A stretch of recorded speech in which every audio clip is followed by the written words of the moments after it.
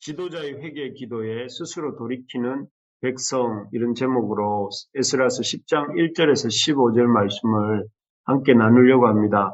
어제 우리는 새벽에 에스라가 머리를 쥐어뜯고 속옷과 겉옷을 찢으며 유다 백성들의 죄로 이렇게 간절하게 회개하며 기도하는 것을 보았습니다. 에스라를 그토록 간절하게 하나님 앞에 회개하고 그게 만든 유다 백성들의 죄가 뭐였습니까? 맞습니다. 가나안 족속들의 딸들로 아내와 며느리를 삼은 이방인과 통혼한 죄였죠. 이런 이방인과의 어떤 통혼 때문에 과거에 이스라엘은 여러 차례 이방 민족들에게 괴롭힘을 당했고 또 결국 이방 민족에게 멸망하여서 이방 민족의 종살이를 하기까지 하지 않았습니까?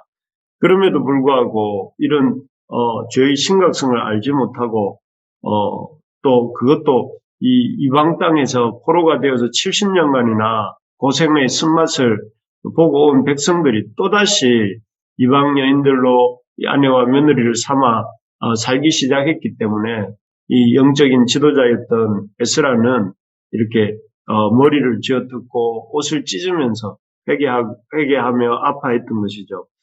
특히나 이 일이 심각했던 것은 일반 백성들도 백성들이지만 레위인과 제사장들까지도 그 일에 앞장을 서고 있었기 때문인데요. 어쨌든 이렇게 간절하게 또 처절하게 에스라가 회개하는 모습을 많은 백성들이 지켜보고 있었습니다. 그래서 그 지켜보던 많은 유다 백성들이 이 에스라의 회개 기도를 보며 마음에 참 움직임이 있었고 이들 역시 참 하나님 앞에 회개하기 시작합니다. 회개하기 시작하면서 이런 사람들의 조금씩 회개하는 무리들이 늘어나면서 이스라엘 백성을 가운데서는 거대한 참 돌이킴의 역사, 회개의 역사가 일어나게 되죠. 그래서 에스라의 회개 기도에서 시작되어 유다 백성 전체의 돌이킴과 회개의 역사, 그리고 그런 역사를 보면서 어떤 잘못이 있을 때 그 잘못을 개혁하고 또 그것을 돌이키는 역사가 어떻게 우리 가운데서 일어날 수 있는지를 이렇게 오늘 본문을 통해서 함께 생각해 보기를 원합니다. 먼저 에스라를 통해 일어난 돌이킴의 역사, 회개의 역사는 그 시작이 기도였습니다. 기도. 앞에서도 말씀드린 것처럼 포로가 되었다가 다시 돌아오기까지 그래서 누구보다도 포로된 삶의 고달픔을 또 고통을 잘 아는 포로기한 자들이었습니다. 그런데 그런 포로기한 자들이 그렇게 자신들을 바벨론과 바사 제국의 그 종살이를 하기까지 한 이 혼합신앙의 첫 단추가 되는 일을 또다시 시작하죠. 그것은 바로 이방 여인들과 통혼하고 이렇게 교류하기 시작한 일입니다. 그리고 그 일을 보면서 너무나 이 이스라엘의 슬픈 역사를 잘 아는 에스라 입장에서는 가슴이 아팠습니다. 그래서 기분 같아서는 당장이라도 뛰쳐나가서 이렇게 자기에게 그 주어진 힘을 가지고 이렇게 또 죄를 짓기 시작하는 이스라엘 백성들을 아주 야단치고 혼내고 또 박살을 내버리고 싶었을지도 모릅니다. 하지만 에스라는 그렇게 하지 않았습니다. 어제도 그리고 오늘도 보는 것처럼 그는 이 문제를 들고 어떻게 했습니까? 하나님 앞에 나아가 회개하며 기도하기 시작했습니다. 회개할 때도 이 문제를 일으키고 있는 백성들을 정죄하면서 저 인간들 때문에 이런 참 우리 민족이 또 이렇게 어려운 길을 가게 되었다 하면서 그 사람들을 정죄하면서 기도한 것이 아니라 이 문제가 자기의 문제고 자기가 잘못한 문제고 공동체가 잘못한 문제라고 고백하면서 가슴을 아파하며 간절하게 회개합니다. 그래서 1절에 보면 1절에 그런 에스라의 태도가 잘 나오는데요. 이렇게 말하고 있습니다.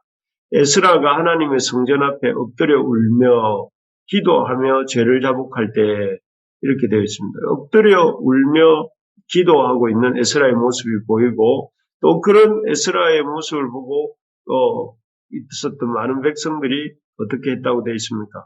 같이 통곡하기 시작했다.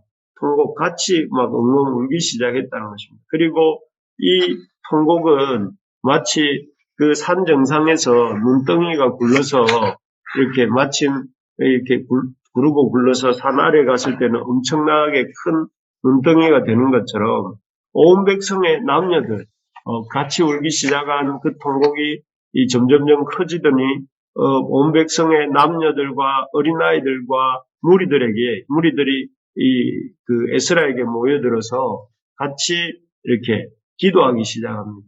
그래서 아주 많은 사람들이 서서히 이렇게 그 에스라의 회개에 동참하게 된 것이죠.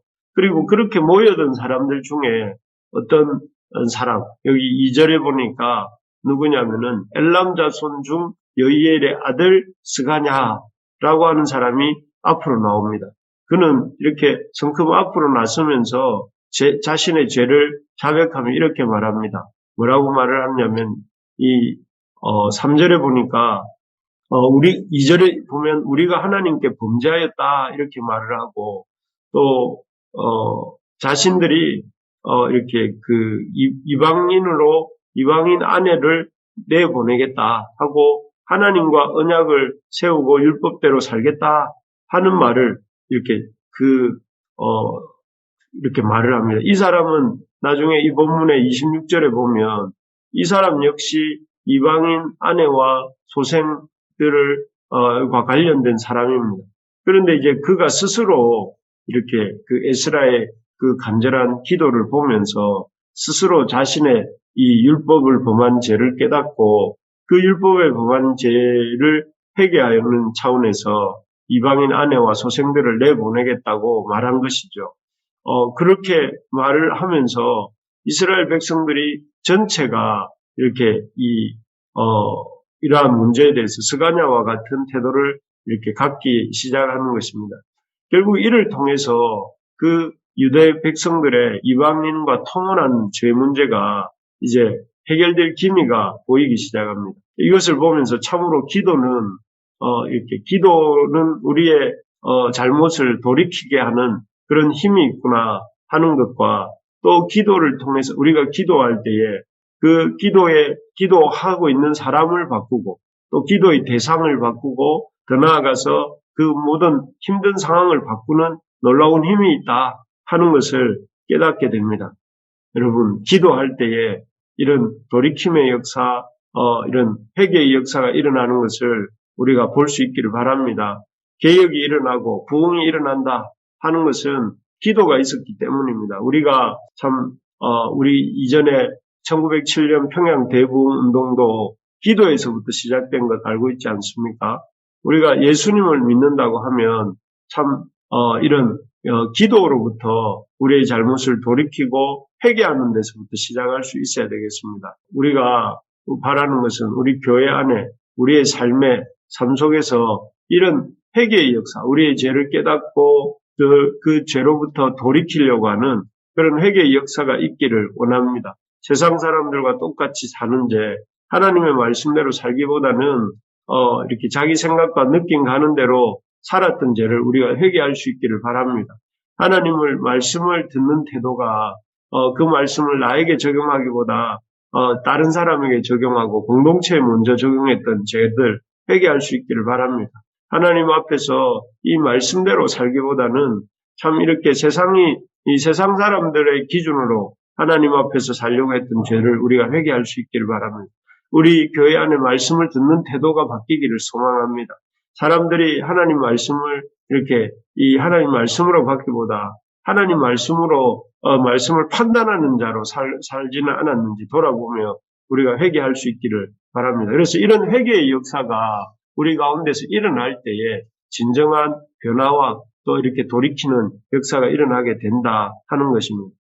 바라는 것은 에스라에게 주셨던 그런 삶의 태도가 우리 모두에게 있기를 간절히 소망해 봅니다. 두 번째로 보면 에스라를 통해 일어난 개혁은 기도로 시작된 것이었다면 둘째로는 그 기도로 시작된 개혁을 에스라가 아주 단호하게 이루어가고 있다 하는 것이죠. 맨 먼저 에스라가 이런 회개 운동을 시작하면서 한 일은 이 방백들과 장로들과 힘을 합쳐서 유다 모든 백성들을 예루살렘으로 모읍니다. 그래서 3일 안에 모이지 않는 사람들은 이런 모든 재산을 이렇게 빼앗겠다, 적몰하겠다 이렇게 말을 하고 있습니다. 그리고 그래서 이렇게 백성들을 성전 앞으로 모이는데 때는 바야흐로 9월 달이고 우기였습니다. 그래서 큰 비가 내려서 참 날씨가 너무 좋지 않았습니다. 그럼에도 불구하고 그런 어떤 이 모임을 연기하거나 취소하지 않았습니다. 그래서 온 백성들이 큰 비를 맞으면서 성전 앞 광장으로 모였습니다.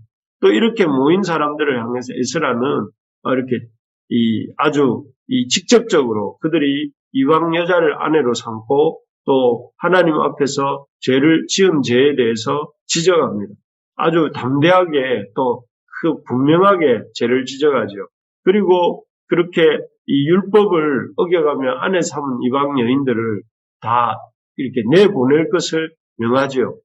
아주 이렇게 지금까지 신중하게 기도하고 또 기도하던 그런 에스라의 모습과는 달리 이런 아주 백성들을 아주 신속하게 모으고 또 여러 가지 여건이 좋지 않음에도 그 모임을 계속 진행해 가면서 그것으로 인해서 이렇게 그 모인 사람들에게 죄에 대해서 바르게 지적하고 그 죄로부터 돌아설 것을 이렇게 얘기하고 있는, 담대하게 얘기하고 있는 모습입니다. 이런 모습들 속에서 백성들 역시 적극적으로 호응합니다. 그래서 12절을 이렇게 한번 보시겠습니까? 12절에 보면 이렇게 되어 있습니다. 모든 회중이 큰 소리로 대답하여 이르되 당신의 말씀대로 우리가 마땅히 행할 것이니다 하고 이렇게 마땅히 행하겠다고 말을 합니다. 그리고 이들이 호응하면서 자신들을 아내를 그날 당장은 아니지만 기한을 정해놓고 내보내겠다고 이렇게 약조를 합니다.